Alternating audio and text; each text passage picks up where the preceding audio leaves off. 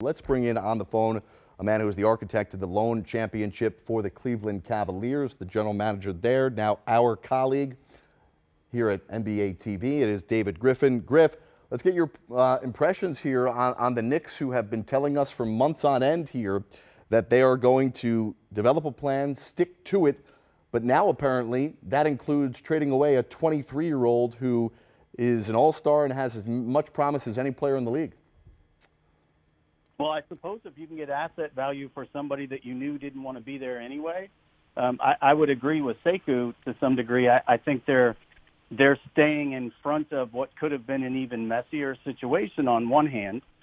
I do think they are putting an awful lot in the free agent basket. Yeah. But I also don't think that's always a bad thing. When we were in Phoenix, ironically enough, it was New York that saved our life and took Stephon Marbury and Penny Hardaway.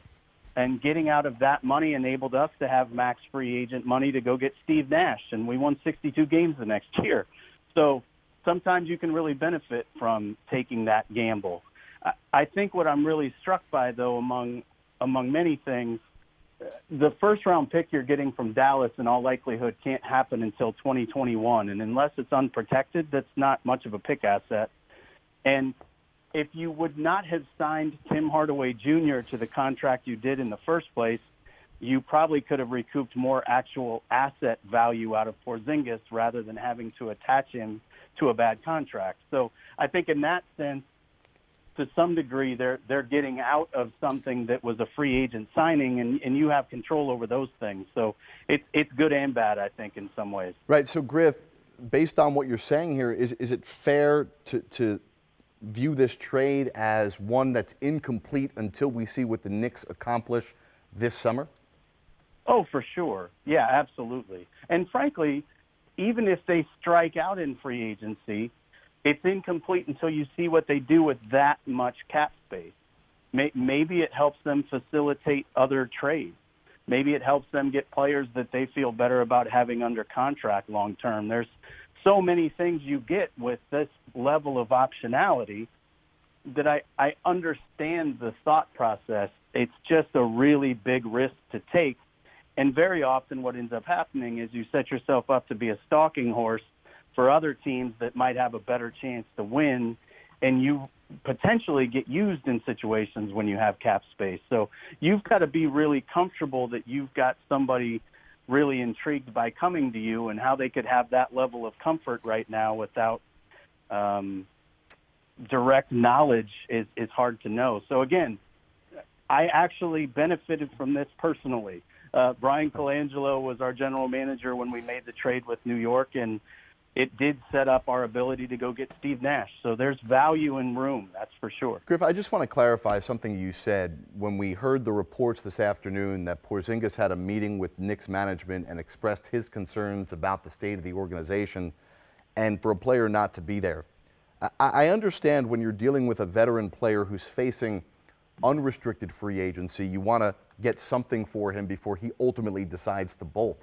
But the Knicks had the ability here to match any offer that Porzingis received over the summer, which would keep him under their control for the next 4 years. So I don't mean to be crude about this, but if he's unhappy, so what? No, and I get that line of thinking, I really do. But if the player is ready to take the qualifying offer, then you have absolutely no recourse relative to recouping assets. And if you have to enter into this summer where they were still very heavily involved in free agent possibilities with a player who is begrudged, and it puts your franchise in a negative light, sometimes it's better to cut ties early. Now, again, I'm giving them a lot of latitude here by saying this. I think attaching Porzingis to bad contracts in general is not what you'd hope you do with Porzingis, but Porzingis is potentially a free agent, and they knew he wasn't happy. So I have to mitigate the loss of Porzingis by those things. Griff, how much of this is a continued player trend? We've seen it year after year now. Established players, all-stars, guys who have already made their bones around the league, forcing their way out of particular situations that they're unhappy in. Is this just the next step, another guy in Porzingis who's made it clear he doesn't want to be a part of what's going on in New York and is forcing his way out of town? Or is this a specific, scenario, just the Knicks in kind of a vacuum? Well, it's certainly a watershed moment because no one has ever refused to take their first big contract. Remember, Porzingis hasn't made big money yet. He's on his rookie scale deal right now. So this would be, if this were actually really in relation to him calling shots, this would be an absolute first. And that would be a bad thing were it to become a trend. I don't think that's the case.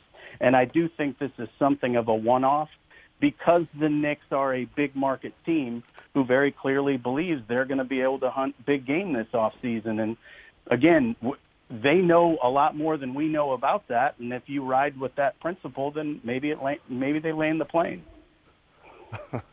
Griff, I'm just looking at you while I'm talking to you. This is making me pause for a second here. Interesting picture we picked of you tonight. Griff, let's talk. We got to get some new pictures. That is not a male model. Yeah, I don't know where that one came from. I think I paid somebody to put that one up there, Griff. Sorry. Let's get this from the Dallas viewpoint on trading Dennis Smith Jr., who we had been hearing now for weeks that Dallas was trying to trade him. In terms of repairing the relationship, they had talked about that. What are the Knicks getting now in a point guard who is clearly not happy in a situation where he thought just 1 year ago he was going to be the face of the franchise for a decade? Well, if this is related to signing a free agent point guard who plays in Boston right now, I don't know what they got. If this is related to developing him and hoping that he turns into the player he's been these last two games, they're getting a guy with incredible athletic upside who I believe should be the one thing that he can bring on a regular basis. I think he should be a high-level defensive player at the position. He's big, he's athletic, he can do it. It's something in his control every night from an energy and effort standpoint. So I think at a bare minimum they're getting that, and I think Coach Fizdale will get that version of Dennis.